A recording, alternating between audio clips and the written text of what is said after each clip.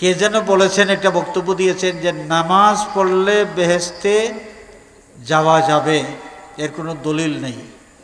নামাজ পড়লে আল্লাহ জান্নাতে দেবে এরকম একটা আয়াতও আমার চোখে ধরা পড়েনি।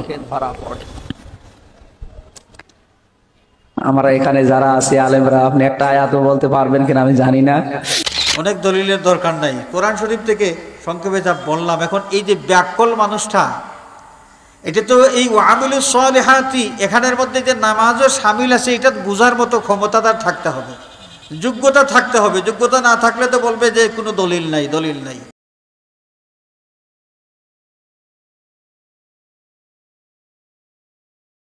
সাল্লাল্লাহু আলা সাইয়্যিদিনা ওয়া মাওলানা মুহাম্মদ ওয়া আলা আলিহি ওয়া আসহাবিহি ওয়া সাল্লাম। কে যেন বলেছেন, একটা বক্তব্য দিয়েছেন যে নামাজ পড়লে বেহেশতে যাওয়া যাবে, এর কোনো দলিল নেই। দলিল সব আছে, দলিল খুঁজে বের করতে হয়, খুঁজে বের করার যোগ্যতা থাকতে হয়। কারো যদি যোগ্যতা না থাকে তাহলে নাই তো সে বলবেই। আচ্ছা আপনারা বলুন, হাফিজ সাহেব কেউ যদি থাকেন বলেন তো কোরআন শরীফের আয়াত কিনা?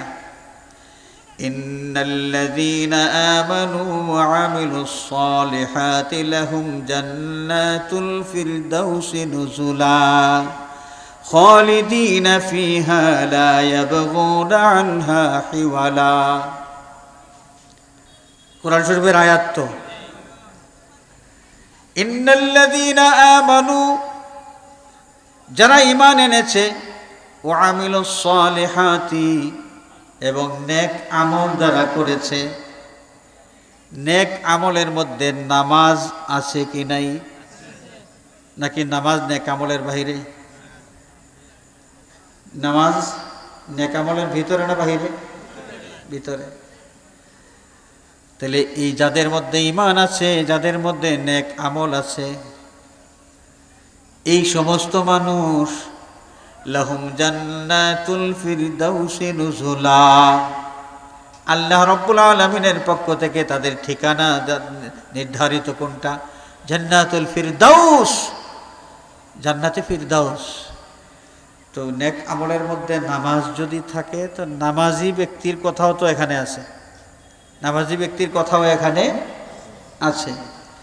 আর দলিল তো আরো অনেক আছে, অনেক দলিলের দরকার নাই, কোরআন শরীফ থেকে সংক্ষেপে যা বললাম। এখন এই যে ব্যাকল মানুষটা, এটা তো এই ওয়ামিলুস সালিহাতি, এখানের মধ্যে যে নামাজও শামিল আছে, এটা বোঝার মতো ক্ষমতা তার থাকতে হবে, যোগ্যতা থাকতে হবে। যোগ্যতা না থাকলে তো বলবে যে কোনো দলিল নাই, দলিল নাই। তবে শর্ত হলো ঈমান। শর্ত হলো কি? ঈমান। নামাজ আদায় করে বেহেশতে যাইতে হলে, নামাজ আদায় করে বেহেশতে যাইতে হলে শর্ত হলো ঈমান। মুনাফিক নামাজ আদায় করেছে, তার নামাজ তাকে বেহেশতে নিতে পারবে না। কিন্তু ঈমানদার ব্যক্তি নামাজ আদায় করলে ওই নামাজ আস-সালাতু মিফতাহুল জান্নাহ, ওই নামাজ তাকে জান্নাতে দাখিল করে দেবে। তো যাই হোক, আমার কথা আমি আর দীর্ঘায়িত করলাম না, সংক্ষেপে এতটুকু পর্যন্ত থাকলো।